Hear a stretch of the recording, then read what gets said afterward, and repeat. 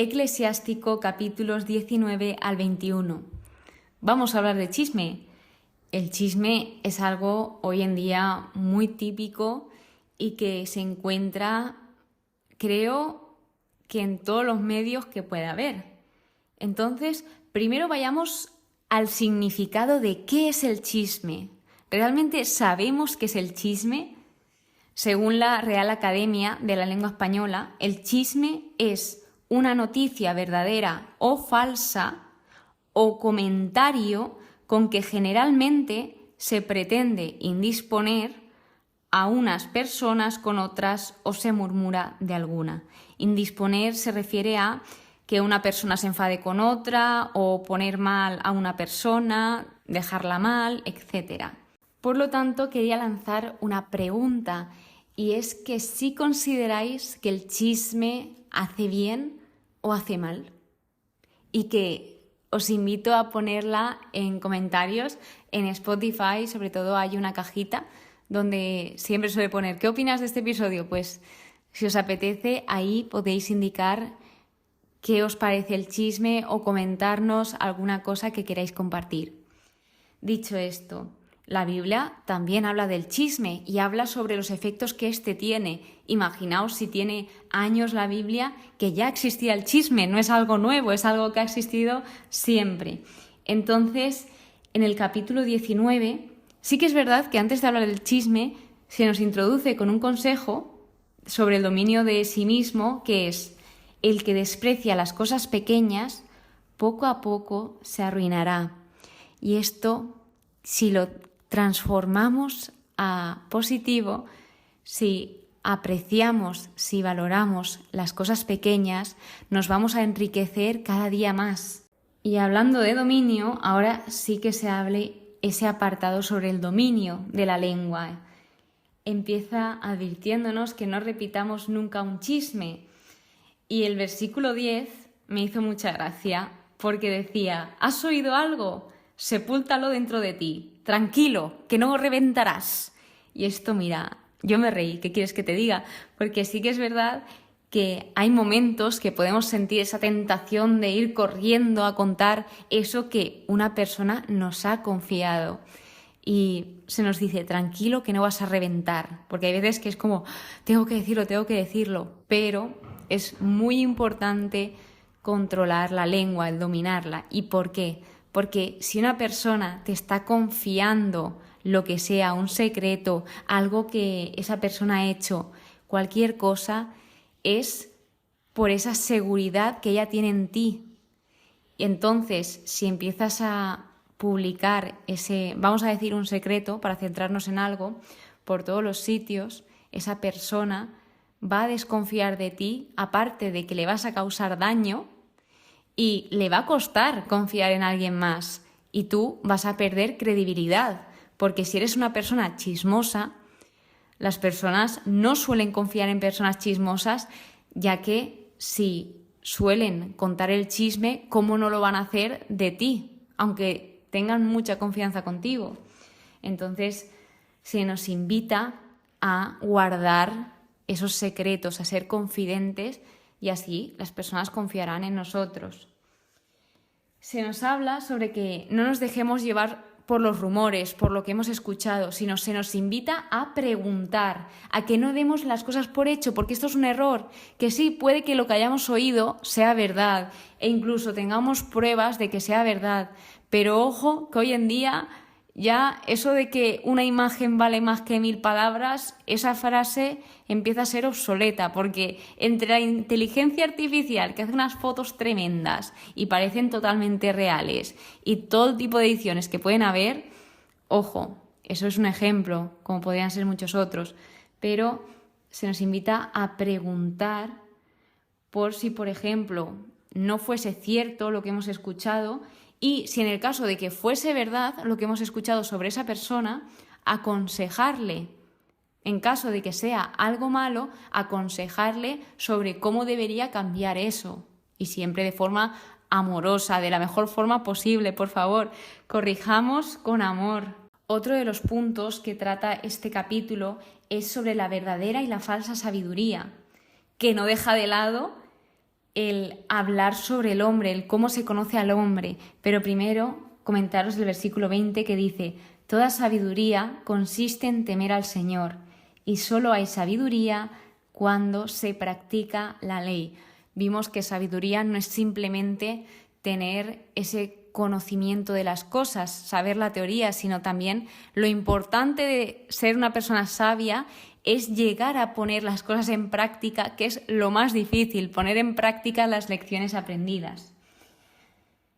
Así que, ¿por qué se conoce al hombre? Nos lo explica la Biblia muy fácil aquí. ¿Cómo podemos conocer a una persona? Por su mirada, por su rostro, por su modo de vestir, por su modo de reír, por su modo de caminar. Aquí nos dice una serie de cosas que sí que es verdad que tal vez no apliquen todas las personas, pero si somos buenos observadores, por las acciones que realizan las personas, sí que se suelen conocer, o por lo menos ya te da un indicio de cómo es esa persona. El capítulo 20 nos habla sobre el silencio y las palabras, nos habla sobre la mentira, que dice que el hábito de mentir es una deshonra, la vergüenza le acompaña siempre, al igual que el chisme y las mentiras creo que van muy relacionados, porque a pesar de que haya chismes, que como decía su definición, que son noticias verdaderas, siempre va a denigrar a una serie de personas o en la mayoría de casos. Entonces, incluso se puede exagerar con mentiras. Así que ese hábito de mentir al final no causa nada bueno en las personas e incluso puede llegar a hacer daño. Entonces, el mentir, aunque empiecen a ser mentiras piadosas, como se suelen llamar, son mentiras. Y si se empiezan a acumular mentira piadosa, más otra, al final ya es un mentirón. Y otro apartado se llama el sabio y la sabiduría. La sabiduría sirve para iluminar a los hombres. Nos comentaba aquí el comentario de la Biblia. Porque esto nos dice, ¿de qué sirve ocultar la sabiduría? Y esto me recordó mucho al Nuevo Testamento, al Evangelio de Lucas, capítulo 11, versículo 33, cuando hablaba sobre que si nosotros encendemos una lámpara, no es para ponerla debajo de la mesa y que no se vea, sino para ponerla encima de la mesa y que alumbre a todos los demás. Por lo tanto, este capítulo lo que se refiere es que si tenemos sabiduría, que no la escondamos, que intentemos iluminar a los demás con esa sabiduría, y esto no quiere decir que vayamos presumiendo de ¡ay, qué sabio soy, mira esto yo lo sé y nadie más! No, se refiere a que sepamos hablar en el momento indicado, que sepamos decir las cosas correctas, todo en su momento. Saber hablar, básicamente, es tener sabiduría. Y el capítulo 21 nos habla sobre el pecado, así de repente, y nos dice: hijo, has pecado, no vuelvas a hacerlo y pide perdón por tus faltas pasadas. Es más, se nos dice: huye del pecado, que esto hemos visto cómo se nos va repitiendo ese huye del mal, huye del malvado, y aquí huye del pecado porque quita la vida. Al final el pecado lo que hace es destruirnos. Poco a poco, aunque tal vez en ocasiones no lo parezca o al principio, poco a poco nos empezamos a sentir mal porque el pecado nos está alejando de Dios y Dios es amor, Dios es el bien. Entonces, si nos vamos alejando de nuestro Creador, nos vamos sintiendo más vacíos y más vacíos. Pero que no se nos olvide esa gran misericordia del Señor, que a pesar de que nosotros fallemos, a pesar de que nosotros pequemos, siempre podemos pedir perdón por nuestros pecados y que sepamos sentirlo de corazón, que nos arrepintamos de corazón. Habla sobre el sabio y el necio y nos dice que el que guarda la ley controla sus pensamientos. Ojo, ese poder de la palabra de Dios, de que si se cumplen los mandamientos, podemos controlar los pensamientos. Y esto os puedo decir, en mi caso, a lo largo de ir estudiando poco a poco la Biblia, yo soy una persona bastante impaciente, bastante inquieta, que hablaba sin pensar. Es uno de mis mayores defectos, el hablar sin pensar, y esto me lleva a hacer daño sin querer a algunas personas. Entonces, algo que me ha ido ayudando la Biblia de manera increíble es a ejercitar ese autocontrol, ese pensar antes de hablar. Y sí, me sigue pasando que me sigo equivocando, soy débil, sí, lo reconozco, pero si me comparáis tal vez conmigo hace un año, he mejorado de una forma que no me puedo explicar y que nunca me lo hubiese imaginado, el mejorar en ese de espérate, habla cuando tengas que hablar, no hables con impotencia como siempre, sino espera, escucha y luego contesta lo que tengas que contestar y sí procede. Y esto es poco a poco, así que si tú también estás por ese proceso, te doy mucho ánimo desde aquí, te encomiendo en mis oraciones y que sepas que poco a poco, con esfuerzo, se van consiguiendo las cosas. Se hace un contraste sobre el necio y el sensato, como indica este apartado, y destacaros dos cosas. El versículo 24 nos habla sobre que es falta de educación escuchar detrás de la puerta. Y esto hay veces que nos vemos muy tentados a escuchar detrás de la puerta, pero al final esto es una tremenda falta de educación. Y esto está muy enlazado con el versículo 25, que nos habla sobre los charlatanes. Los charlatanes repiten lo que oyen, los prudentes hablan con ponderación. Y esto puede pasar con las personas chismosas, que repiten lo que oyen, o también aquí cuando leí esto me recordó a personas que tal vez aún no tengan esa identidad propia y que leen cualquier cosa y ya dicen, vale, esto tiene que ser porque tal vez, mira, un ejemplo, lo he visto en Twitter, pues si esta persona tuitea esto, tiene que ser así.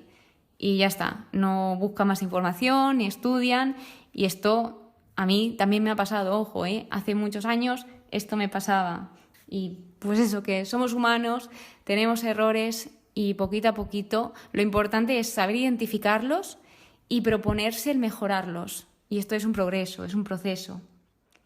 Por lo tanto, me gustaría resumiros en 4 puntos las cosas esenciales que he ido viendo en estos 3 capítulos.